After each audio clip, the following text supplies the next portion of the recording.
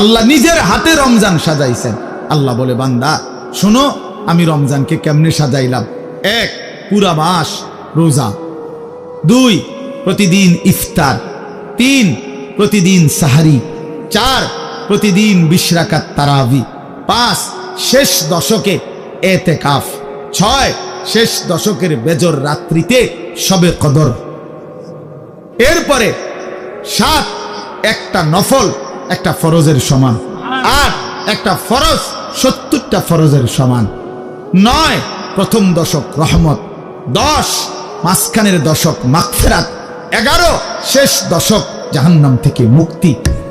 আল্লাহ বলেন, জান্নাতের দরজা খুলে দিলাম, জাহান্নামের দরজা বন্ধ করে দিলাম, সমস্ত শয়তানগুলোকে শেকলে বন্দী করে দিলাম, চারিদিক দিয়া গোলাইয়া সব গুছাইয়া বান্দা রাস্তা কেবল একটাই খোলা, দরজা কেবল একটাই খোলা।